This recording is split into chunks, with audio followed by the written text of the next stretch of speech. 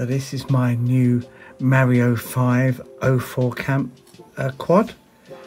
It's got the option F, I think it is, the upgrade, which gives you a nice TPU front and back, gives you a new frame here to support the O4 and new inserts, and it flies wonderfully. I've had a lovely flight this weekend. However, this TPU as given is way too hard. This camera is solid in there. Since this is the TPU they supply, I searched through Thingiverse and everything and found somebody had created this file for this TPU. You can't get it from Speedybee. They only give you the all-new one. They don't give you for the O4. Somebody had recreated this, and so what I did from that, I took it and did a negative into a block in Thingiverse, and this gives me a mould. What I'm going to do is mould it up with some nice new stuff that I've bought on eBay. And this, oh, actually I bought this on Amazon, and I've only bought a small quantity because it goes off, as I found out. So you got part 1 and part 2, you mix in equal amounts, and then you have probably about 5 minutes to get it into your moulds before it goes off. I thought I'd show you how I designed this mould in Tinkercad. So this is the downloaded part that I found on Thingiverse. So it's a 3D version of the pad you print in TPU. So I duplicate it and then flip horizontally, so we get a left and a right once. Next thing is just to merge them so we can move them as a whole, and then we create, oh yes, I set it to be a negative, so it will subtract from what we're going to do.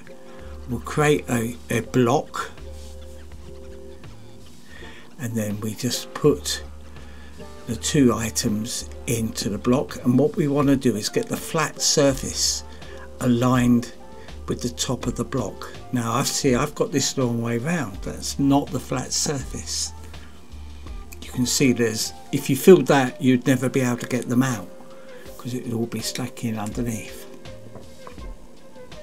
So you take your design and you flip it 180s in this case, and I notice that the top of these are exactly flat, so we'll take them into a block of suitable size, zoom right in. You can see they're just ploughed over the top, so what we want to use is that up arrow just to raise them up or down so they're level with the top.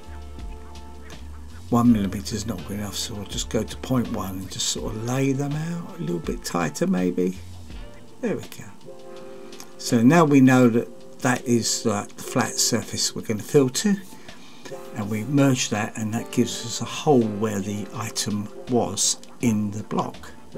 And there's your mould made. You just print that off and we'll go to the next stage.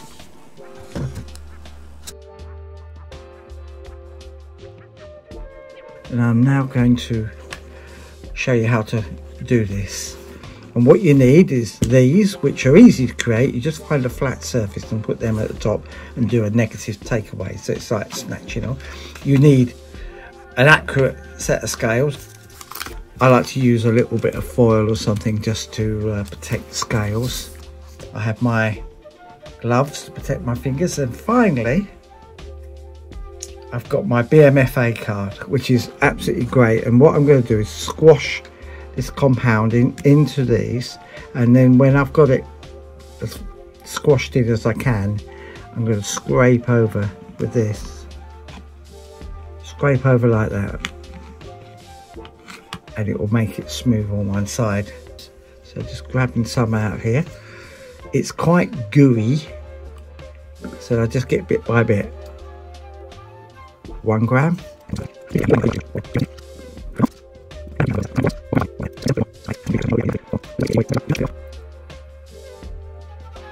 6.91, so that's 7 grams, isn't it? 7 grams.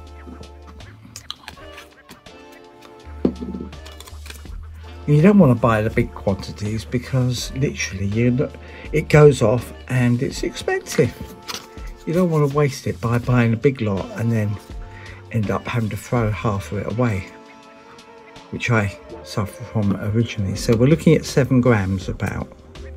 It's close to 7 grams, so that's 3 grams.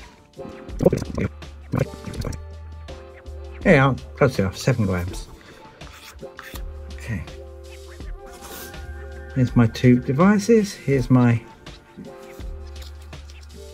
2 mixes, and what you do is you just mix them together until it's even. It takes about a minute.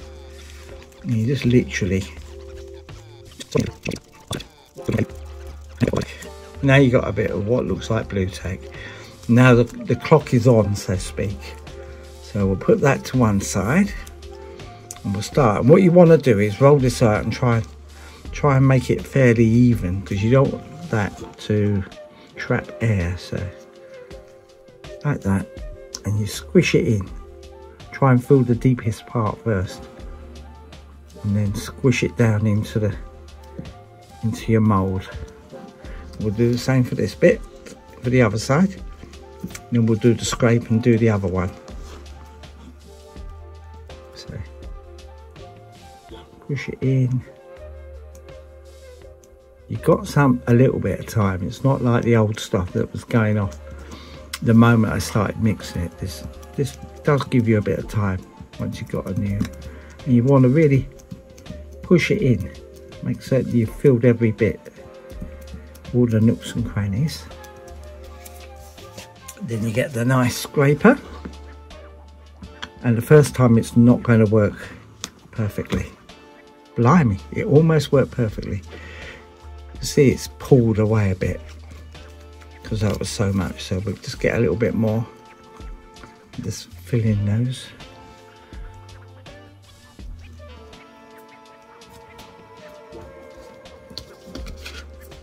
I have to work moderately fast because I want to get onto the other one before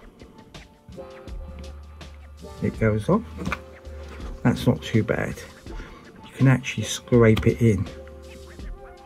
Yes, it doesn't matter if it goes a little bit over, you just want to get it fairly even. Oops. Not too bad. I'm making a mess of this, aren't I? Put a little bit more on that. See, there's like a little gap there. So put a little bit more on that one, just scrape it down at an angle.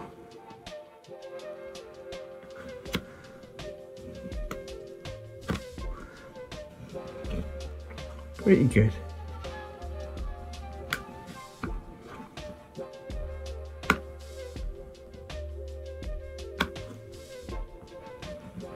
I think I'm going to waste this. Right, let's do the other one.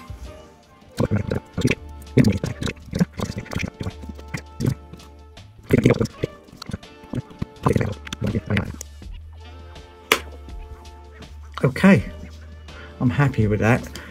It is a little bit thicker than, you can see you've got a little bit of thickness here, but that can just be cut off after. The important thing is to try and fill up the hole so you get good copying of the shape. Let's have a look at that. Not too bad. This one. This is just very thin and flashable, so we'll get rid of that. And then you're left with a great big bit of Play-Doh, which, like any epoxy, if you're using epoxy glue or something like that, you know as soon as it goes off, that's done as well. So you can make yourself into. So here they are, they're all set in the moulds. So they're definitely set. The piece that was left over went hard quicker, but that's because it gets warm, doesn't it? Right, so I've just run my finger now around to get rid of any little bits around the outside like that.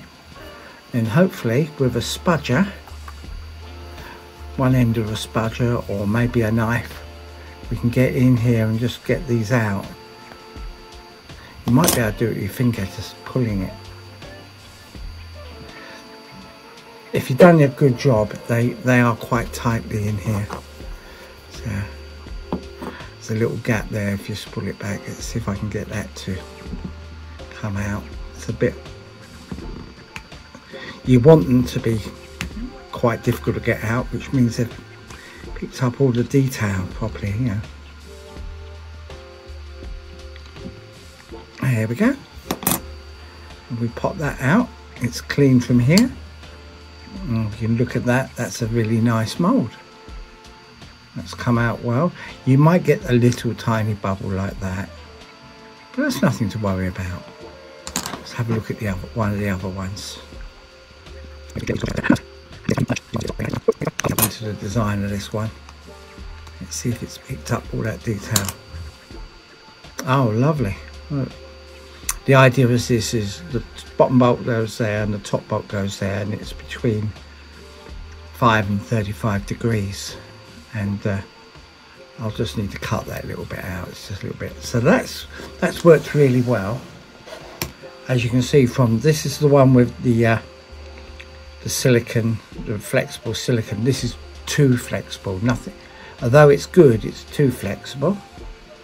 This is the TPU, and oh, it's really hard. That's not going to get rid of vibration. This was made with the old stuff, and though it would work, it looks awful because it started setting off before I had a chance to put it into the mould. But if you get the right stuff, it's not that dear. It cost me about £5 for that 2 tubes.